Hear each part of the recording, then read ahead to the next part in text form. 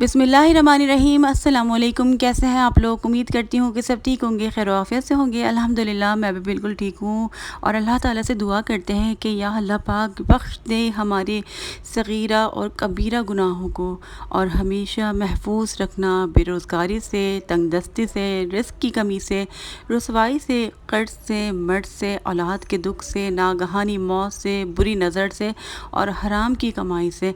आमीन सुम्मा आमीन या रब्बिल आलमीन। मैं आप लोगों को अक्सर इस्तग़फ़ार के बारे में बताती हूँ और अस्कार के बारे में बताती हूँ, सूरह बकरा के बारे में बताती हूँ। ये सारी चीज़ें मैं पढ़ती हूँ और जो सबसे ज़्यादा ज़िक्र मैं करती हूँ वो इस्तग़फ़ार का ही करती हूँ। और आप सबको भी सबसे ज़्यादा इस्तग़फ़ार पर ज़ोर देना चाहिए। इस्तग़फ़ार की बहुत फ़ज़ीलत है, बहुत फ़ायदे हैं, इससे दुआएं बहुत कबूल होती हैं, अल्लाह ताला राज़ी होता है। सूरह बकरा की बहुत ज़्यादा बरकतें हैं, बहुत बरकतें हैं, हमारे घर से नहूसतें जाती हैं। जितनी भी बात करें उतनी कम है। लेकिन जब भी मैं कभी किसी परेशानी में, एकदम से तकलीफ़ में, मुसीबत में आ गई हूँ, मुझे समझ नहीं आ रहा कि मैं इस चीज़ से कैसे निकलूँ। होता है ना, कभी हम बहुत ज़्यादा परेशानी में आ जाते हैं, हमें समझ नहीं आता, हमें कोई रास्ता नज़र ही नहीं आता कि हम क्या करें। तो फिर मैं दुरूद इब्राहिमी का सहारा लेती हूँ और मैं दुरूद इब्राहिमी पढ़ना शुरू कर देती हूँ। जैसे जैसे मैं पढ़ती जाती हूँ मेरे दिल को सुकून मिलता जाता है। ज़ाहिरी तौर पर वो परेशानी उस वक्त ख़त्म नहीं होती, लेकिन यकीन करें दिल यकीन से और सुकून से भर जाता है। और फिर आहिस्ता आहिस्ता करके बड़ी से बड़ी मुश्किल होती है, परेशानी होती है, ऐसे टलती है कि पता ही नहीं चलता। बहुत सारी बहनें मुझसे पूछती हैं कि आप कौन सा दुरूद पढ़ती हैं, तो कोई सा भी मैं दुरूद पढ़ लेती हूँ। दुरूद तो दुरूद होता है, लेकिन सबसे ज़्यादा जो फ़जीलत है ना वो दुरूद इब्राहिमी की है। ये जो दुरूद इब्राहिमी के जो अल्फ़ाज़ हैं ना, ये बहुत अफ़ज़ल तरीन अल्फ़ाज़ हैं, कलमात हैं। तो आप इसको ज़्यादा से ज़्यादा पढ़ा करें। आप देखें, अब मैंने क्या किया था, मैंने आपको बताया था कि मैंने अपने रूटीन में शामिल कर ली। जो भी नमाज़ पढ़ती हूँ तो मैं पढ़ती हूँ, शुरुआत में मैंने सिर्फ फ़जर में दुरूद इब्राहिमी पढ़ना शुरू किया था। लेकिन जब मैं मुसीबत में, परेशानी में आती हूँ तो फिर मेरे ज़बान पर जो है ना दुरूद इब्राहिमी होता है और मैं पढ़ती जाती हूँ। मुझे पता है ये दुरूद मुझे परेशानी से निकालेगा। वो किस तरह से निकालेगा? देखिए, मैं ना सिर्फ़ अपने एक्सपीरियंस से बात करती हूँ, जो मैं सोच रही होती हूँ जिस चीज़ के बारे में, जब मैं पढ़ती हूँ ना तो फिर मतलब मेरी ज़िंदगी में जब जिस चीज़ से सुकून आता है, फिर मैं गौर करती हूँ कि किस तरीके से इस चीज़ की करामत हुई, तो फिर मैं आप लोगों के साथ शेयर करती हूँ। तो दुरूद इब्राहिमी के जो मौइज़ात हैं ना, यकीन करें मैं देख कर बहुत ज़्यादा हैरान रह जाती हूँ और मेरा बहुत ज़्यादा इसके ऊपर यकीन भी है। तमाम मुसलमानों का ही होगा, सबका ही होगा दुरूद के ऊपर यकीन। दुरूद तो जितना हो सके उतना पढ़ें, ठीक है। तो दुरूद पढ़ने वाला कोई आम इंसान नहीं होता, वो एक ख़ास इंसान होता है, अपने आप को ख़ास इंसान पढ़े। पहले मैं पता है लेटे बैठे ऐसे ही पढ़ लिया करती थी, लेकिन मुझे लगता है कि नहीं, अब मैं कभी लेटी होती हूँ, मुझे याद आ जाता है, मैं जल्दी से उठकर बैठती हूँ, एहतराम के साथ मैं दुरूद इब्राहिमी पढ़ती हूँ। मुझे लगता है मुझे ऐसे नहीं पढ़ना चाहिए। तो मैं सोच रही थी इस बारे में कि दुरूद इब्राहिमी हमारी ज़िंदगी में कैसे मुआवज़ा करता है। तो फिर मेरे दिमाग में ना एक चीज़ आई। हम लोग बहुत ज़्यादा सुनते हैं, आपने भी सुना होगा और पढ़ा भी होगा, लेकिन हम लोग इतना गौर ही नहीं करते अहादीस पर, या हम कोई बात सुनते हैं, फ़जीलत सुनते हैं इस्तग़फ़ार की, हम उतना गौर ही नहीं करते हैं ना, जो कि हमें करना चाहिए। उससे हमारा यकीन बढ़ता है कि जब हम दुरूद शरीफ पढ़ते हैं तो क्या होता है। जब हम दुरूद पढ़ते हैं तो हमारे ऊपर 10 रहमतें नाजिल होती हैं, हमारे 10 गुनाह मिटा दिए जाते हैं, हमारे 10 गुना दर्जात जो है वो बुलंद हो जाते हैं। तो हम इस बात के ऊपर गौर नहीं करते, हम एक आम सी बात समझ रहे होते हैं, हाँ चलो मिल जाएगा इसका सवाब, इस तरीके से हम इसको फॉर ग्रांटेड ले रहे होते हैं। लेकिन ये बहुत स्पेशल चीज़ है अगर आप इसके बारे में सोचें तो। 10 रहमतें आपके ऊपर नाजिल हो रही हैं सिर्फ़ एक मरतबा दुरूद शरीफ पढ़ने से। और अगर आप 100 मरतबा पढ़ते हैं तो फिर कितनी आपके ऊपर डबल नेमतें नाजिल होंगी, रहमतें नाजिल होंगी। और फिर ज़्यादा से ज़्यादा जितना पढ़ेंगे, अल्लाह की हमारे ऊपर इतनी बेशुमार रहमतें हो जाएंगी, इतनी रहमतें हो जाएंगी कि अल्लाह ताला हमें हर परेशानी से निकाल देंगे। और फिर साथ में हमारे कितने सारे गुनाह भी माफ़ हो जाएंगे ना। जब हमारे इतने सारे गुनाह माफ़ होंगे तो जो गुनाह होते हैं वो उनकी वजह से रुकावटें भी आ रही होती हैं, बंदिशें भी हो रही होती हैं, परेशानियां भी हमारी ज़िंदगी में आ रही होती हैं। हमारे गुनाह माफ़ होंगे, इतने ज़्यादा हमारे ऊपर रहमत अल्लाह की इतनी नाजिल होंगी, इतनी कि हम उसको समेट भी नहीं पाएंगे। तो दुरूद इब्राहिमी इसलिए ज़्यादा से ज़्यादा कहते हैं। लेकिन मैं इस्तग़फ़ार की कसरत क्यों करती हूँ और दुरूद इब्राहिमी और दुरूद की इतनी ज़्यादा फ़जीलत है, फिर भी मैं इतना ज़्यादा क्यों नहीं पढ़ती? पहली बात तो ये है कि दुरूद इब्राहिमी थोड़ा सा लंबा है, ठीक ٹھیک ہے، اس کے علاوہ استغفار جو ہے وہ صرف استغفر اللہ ہے۔ تو جب میں کام کر رہی ہوں، بے دہانی میں بھی پڑھ رہی ہوں، تو استغفر اللہ استغفر اللہ استغفر اللہ پڑھے جا رہی ہوں، آرام سے پڑھا جا رہا ہے، زیادہ سے زیادہ پڑھا جا رہا ہے۔ لیکن جب میں درود ابراہیمی پڑھ رہی ہوں تو میں اس طریقے سے نہیں پڑھ سکتی جب تک میرا دھیان نہ ہو، کیونکہ اس کے اندر جو ہے وہ 2 پارٹ ہیں نا، آپ کو پتہ ہے۔ تو جب ہم ایک پڑھتے ہیں تو بے دہانی میں ہم بھول جاتے ہیں کہ ہم کہاں تھے، تو وہ ہم کام کرتے ہوئے اس طریقے سے نہیں، ہم دھیان کے ساتھ پڑھ سکتے ہیں اس کو نا۔ تو اسی لیے میں ایک تو یہ زیادہ پڑھتی ہوں، اور اس کی دوسری وجہ میں آپ کو بتاتی ہوں وہ وجہ کیا ہے۔ تو وجہ یہ ہے کہ حضرت مولانا گنگوہی رحمۃ اللہ علیہ نے فرمایا تھا، جب ان سے کسی نے سوال کیا تھا کہ پہلے ہم استغفار پڑھیں یا پہلے درود شریف پڑھیں، تو انہوں نے یہ جواب دیا تھا کہ تم کپڑا پہلے دھوتے ہو یا عطر پہلے لگاتے ہو، یعنی گندا کپڑا پہلے دھو گے یا عطر پہلے لگاؤ گے؟ تو اس نے کہا کہ پہلے کپڑا دھوئیں گے۔ تو فرمایا کہ اسی طرح پہلے استغفار کر کے اپنی روح کو دھو لو، پھر درود شریف کا عطر لگاؤ۔ سبحان اللہ۔ تو ہم استغفار کرتے ہیں، استغفار کرنے سے ہمارا دل صاف ہوتا ہے، ہم خود پاک صاف ہوتے ہیں، اور پھر ہم درود شریف پڑھیں۔ اس لیے میں استغفار زیادہ کرتی ہوں اور درود شریف بھی پڑھتی ہوں، لیکن استغفار کی میں بہت زیادہ کثرت کرتی ہوں۔ مجھے لگتا ہے کہ ہم بہت زیادہ گناہ گار ہیں، ہمیں استغفار کی سب سے زیادہ ضرورت ہے، لیکن ہمیں درود شریف کی بھی ضرورت ہے۔ اس کو آپ فور گرانٹیڈ بالکل بھی مت لیا کریں، اور اس کو آپ دل سے پڑھیں، روز اپنی لائف میں اس کو شامل کریں۔ آپ دیکھیں آپ کی زندگی کیسے بدل جائے گی، کتنی رحمت ہے آپ کے اوپر اللہ تعالیٰ کی نازل ہوں گی۔ اور یہ عام بات نہیں ہے، ٹھیک ہے، یہ بہت خاص چیز ہے۔ درود جو ہے نا وہ خاص چیز ہے۔ آپ کسی پریشانی میں، آپ کو یہ کوئی حاجت ہے، آپ دل سے پڑھیں، بہت دل سے پڑھا کریں، جو بھی چیز پڑھا کریں۔ اور درود شریف تو انسان دل سے ہی پڑھتا ہے نا، کتنا کہ ہمارے پیارے نبی صلی اللہ علیہ وآلہ وسلم جو ہے ہمیں سن رہے ہیں، ان تک ہمارا سلام پہنچتا ہے، باقاعدہ نام کے ساتھ پہنچتا ہے۔ تو پھر ہمیں احترام کے ساتھ، عزت کے ساتھ، دل کے ساتھ، محبت کے ساتھ، عقیدت کے ساتھ درود شریف جو ہے وہ پڑھنا چاہیے۔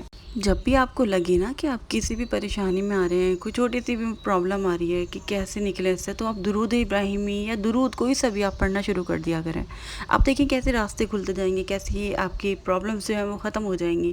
تو یہ کوئی عام بات نہیں ہے، اس کے اوپر اتنی زیادہ میریکلس اسٹوریز میں نے پڑھی ہوئی ہیں، بہت زیادہ۔ میں نے آپ لوگوں کو بتائی بھی تھی نا کہ ایک سسٹر تھی، ان کی شادی ہو گئی تھی، تو ان کی جن سے شادی ہوئی تھی تو ان کی آلریڈی پہلے کسی سے شادی ہوئی تھی، طلاق ہو گئی تھی، پھر ان کے بچے بھی تھے، ان کے ساتھ رہتے تھے۔ تو پہلے تو ان کی شادی صحیح چل رہی تھی، پھر ان کے بچے بھی ان کے ساتھ آ کر رہنے لگ گئے، حالانکہ ان کے شوہر نے کہا تھا کہ وہ ماں کے ساتھ رہتے ہیں، لیکن بچے آ گئے، اور پھر اس طریقے سے ان کی لائف میں پریشانیاں آنے لگ گئیں۔ اور پھر ان کی جو پرانی وائف تھی، بچوں کے چکر میں وہ خود بھی آنے لگ گئی، ان سے بھی ان کے شوہر کا دوبارہ میل جول ہو گیا۔ اور پھر یہ کہ ان کے بچے نہیں ہوتے، کیونکہ شروع میں ان کے شوہر نے کہا تھا کہ میں اتنی جلدی بچے نہیں چاہتا، تو پھر بعد میں ان کے ساتھ مسئلے ہونے لگ گئے، ان کے بچے نہیں ہو رہے تھے۔ وہ بہت زیادہ پریشان تھیں، بہت زیادہ۔ پھر ان کو کسی نے بتایا، کوئی عورت ان کے پاس آئی تھی ان کے گھر ملنے کے لیے۔ انہوں نے جب ان کی پریشانی سنی تو انہوں نے کہا کہ تم درود ابراہیمی کیوں نہیں پڑھتی؟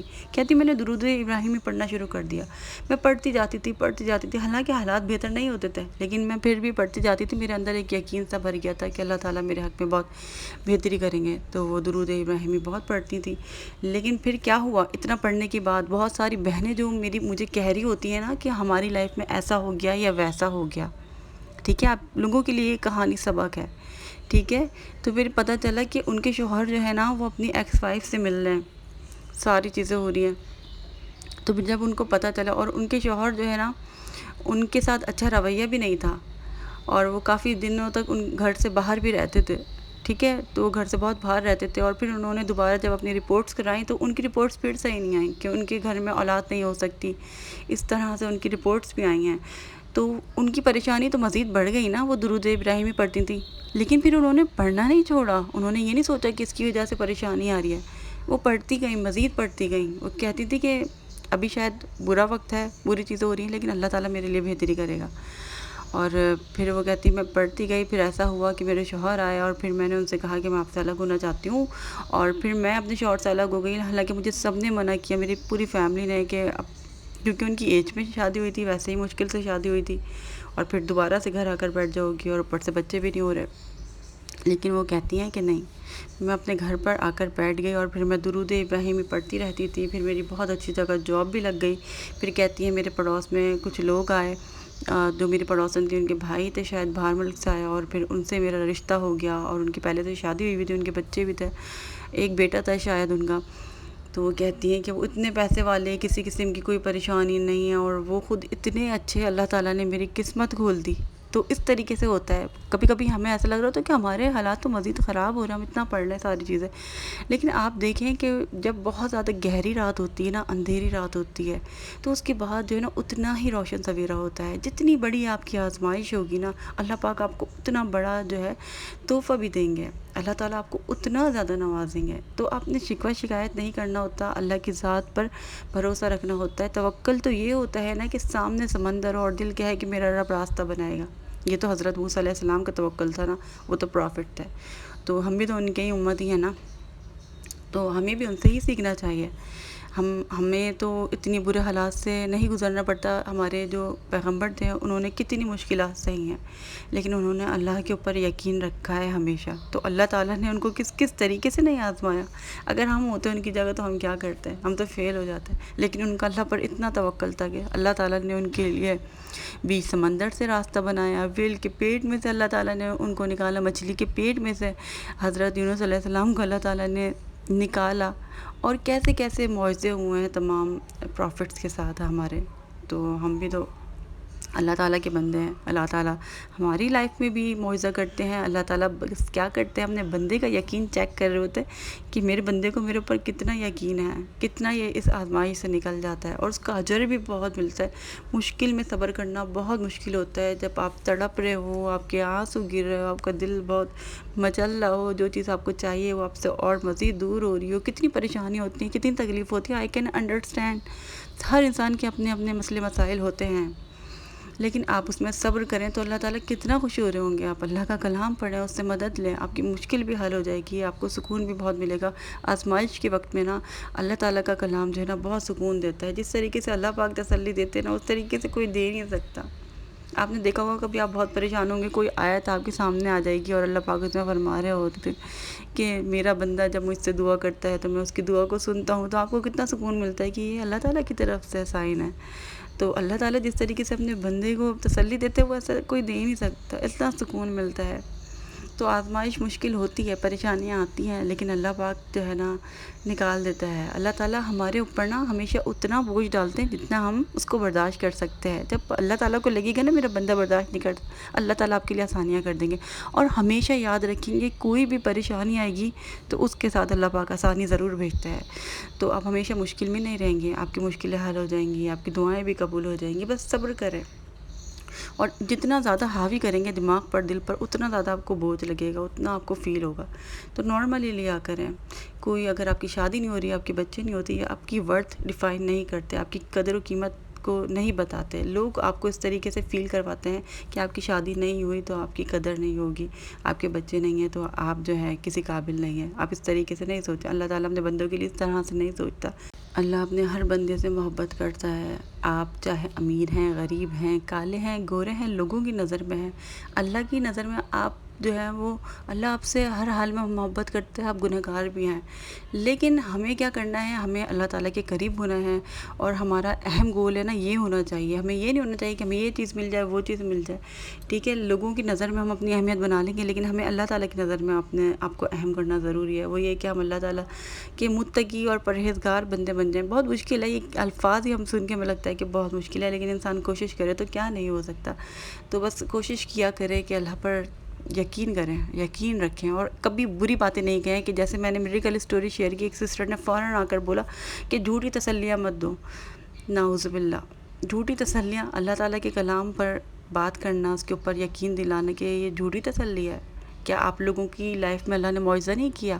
آپ زندہ سلامت ہیں، سانس لے رہے ہیں، سب کچھ ہے، کیا یہ اللہ تعالیٰ کی آپ کے اوپر نوازش نہیں ہے؟ ناشکری نہیں کریں، ہر حال میں اللہ تعالیٰ کا شکر ادا کیا کریں۔ اللہ تعالیٰ نے آپ کو آنکھیں دی ہیں، ناک دیے، کان دیے، رزق دیا، محبت دی، ہر چیز اللہ تعالیٰ نے آپ کو عطا کی ہے۔ اگر آپ کسی انسان کی محبت میں پاگل ہو گئے اور وہ انسان آپ کو نہیں مل رہا تو آپ فوراً اللہ تعالیٰ کی ناشکری شروع کر دیتے ہیں کہ اللہ تعالیٰ میری دعائیں نہیں قبول کرتا۔ شادی میں لیٹ ہو جائے، وہ بھی اپنی کوتاہیوں کی وجہ سے ہماری ہو جاتی ہے، شادی نہیں ہو پا رہی، ہماری اپنی اتنی ڈیمانڈز ہوتی ہیں، تو پھر وہ بھی ہم اللہ تعالیٰ کے اوپر کہ اللہ کی ناشکری کرنے لگ جاتے ہیں فوراً. کوئی جاب نہیں مل رہی، کوئی چیز نہیں ہو رہی، فوراً اللہ تعالیٰ کی ناشکری کرنے لگ جاتے ہیں، شکوے شکایتیں کرنے لگ جاتے ہیں. ہماری لائف میں کچھ اچھا نہیں ہوتا اور اللہ تعالیٰ نے ہزاروں نعمتیں دی ہیں، ہم اس کا تو شکر ادا نہیں کرتے. تو جب آپ شکر ادا کریں گے تو اللہ پاک آپ کو اور زیادہ نوازیں گے. اور جو شکر ادا کرتا ہے اپنی زندگی کو دوسروں کی زندگی سے کمپیئر نہیں کرتا ہے، جو اللہ تعالیٰ دیتا ہے اس میں راضی رہتا ہے، اللہ تعالیٰ کی جو بھی اللہ تعالیٰ نے ہماری قسمت میں لکھا اس پہ راضی رہتا ہے، اللہ اس سے خوش ہوتا ہے بہت زیادہ، اور وہ سکون میں رہتا ہے انسان. یہ یقین رکھا کریں کہ جو کچھ بھی ہوتا ہے اللہ تعالیٰ کے پلان کے مطابق چیزیں ہو رہی ہوتی ہیں. اللہ تعالیٰ کی ایک ٹائمنگ ہوتی ہے، جو چیزیں ہونی ہوں گی وہ وقت پر ہو جائیں گی انشاءاللہ تعالیٰ، اور سب اچھا ہوگا. اللہ تعالیٰ کچھ ہمارے ساتھ غلط نہیں کر سکتے، تو انشاءاللہ تعالیٰ سب اچھا ہوگا. بس یہی یقین رکھیں اور درود ابراہیمی زیادہ سے زیادہ پڑھیں، درود شریف پڑھیں، استغفار پڑھیں، سورہ بقرہ پڑھیں، قرآن پاک پڑھیں، اللہ تعالیٰ کے قریب ہوئیں، دوسروں کے ساتھ اچھے کام کریں، اپنے آپ کو جو ہے نا ایک اچھا انسان بنانے کی طرف جائیں. میری ویڈیو کا مقصد یہ نہیں ہوتا کہ صرف آپ جو ہے وہ یہ وظیفہ کر لیں، یہ چیز پڑھ لیں تو آپ کی زندگی میں چینج آ جائے گا. میرا مقصد ہوتا ہے کہ آپ کی پوری زندگی جو ہے بدلے، آپ کا اندر سے آپ کا دل بدلے اور آپ کی زندگی میں ہمیشہ کے لیے سکون ہے. انشاءاللہ اگلے ولاگ میں ملاقاتوں کی اجازت دیجیے گا. اللہ حافظ.